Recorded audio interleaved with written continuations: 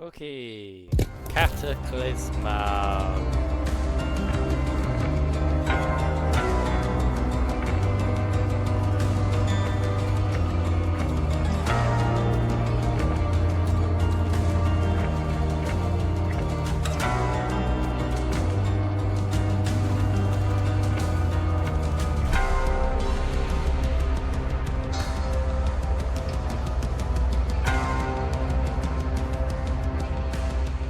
Surprisingly Spanish. Arte of the Pálido was lost in the Cataclismo.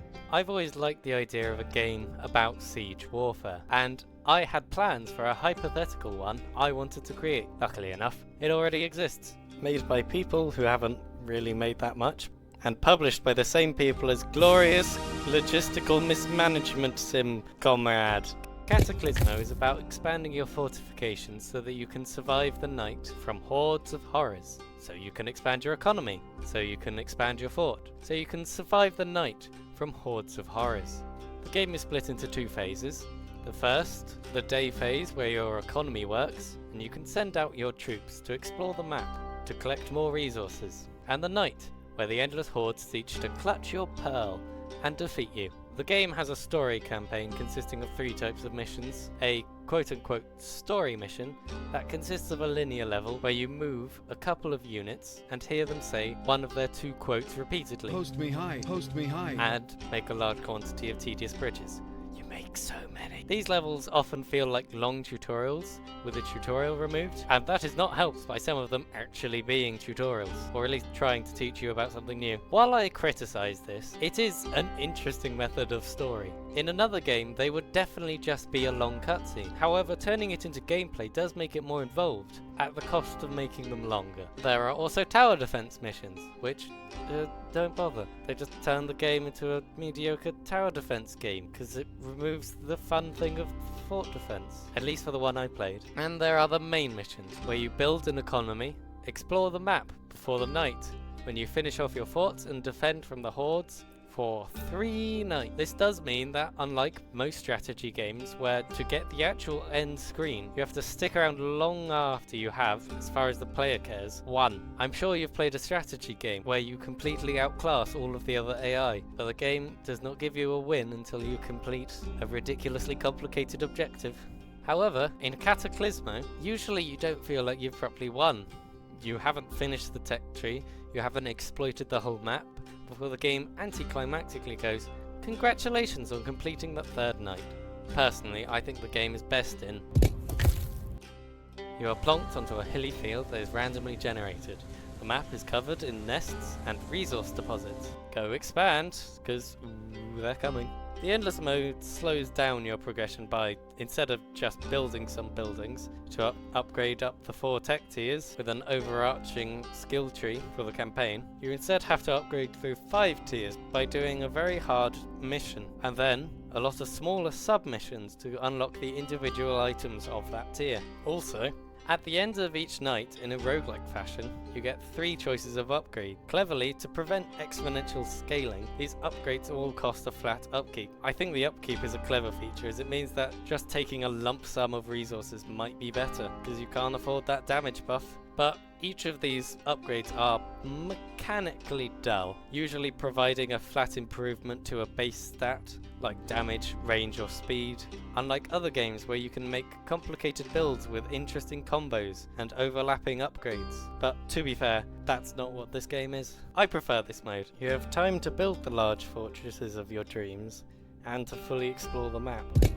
One of the first missions in the campaign has you building a small wall in front of a pre-built mega wall. This is a great tutorial for defense in depth. However, the most effective strategy for the campaign is to build one big wall. You do not want to do defense in depth in the campaign with 2 smaller walls. I'll get to why. Nothing in the normal campaign will need extra layers of defense, because they rarely break through the first line. However, in the endless mode, they keep getting stronger, and it gives you enough time to build the massive mega fort of your dreams. The fort building is how you spend about 90% of your time. They do a clever thing with how, the taller the stack of stone walls, the exponentially more resilient they become. This is quite a clever feature, as you would otherwise just build a very wide, waist-high wall. That would be ugly, and so the game encourages you to build a good looking fort. There are also other things that make the fort building more interesting, such as windows and crenellations increasing the range of units, each of the units having their own preferred heights to get a special boost, Post me high. banners and special blocks that also boost the damage of units. I do have a problem with these, as they have basically no range, meaning to make the optimum wall you will need to coat it in 10 bajillion banners and thousands of tiny poison factories for each individual troop. Yeah, it works. It's not that interesting, but it doesn't need to be. It works. It's based on resource deposits, which works fine for the campaign missions, but in the endless levels it means that you cannot infinitely scale like the enemies do. Also, you can quite quickly get to a stage where you cannot improve your economy because you need to finish some of the missions to unlock the economy upgrade, which there aren't many of, and which, you may note, improving your economy is the way you spend most of your time during the day. I also wish that the economic buildings were more stackable, like in Timberborn, where you can stack them into a large pile. You can stack them, but a large area above each economic buildings is blocked off if they can be built on at all. One of the most fun things to do in Timberborn is to make a terrifying hive city. I like the siren song.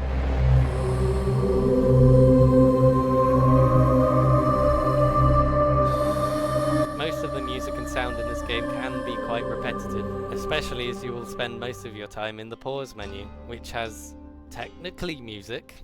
The game even records how much time you spent paused as a statistic. Also, most of the units only have 2 voice lines, which means you'll be hearing the same voice lines over and over again, especially in the story missions. Personally, I quite like Cataclismo. It's a short game, it only took me 13 hours to finish the campaign. The story is fairly interesting, it only has 3.5 characters in it, so it is very cut back, which means that it's very economical as the story goes, but doesn't feel like it expands the world very much. But I quite like the story even so. The Endless mode is also quite fun, and you can play it for long amounts of time. I would definitely recommend getting this game if you want to make cool forts. Yeah.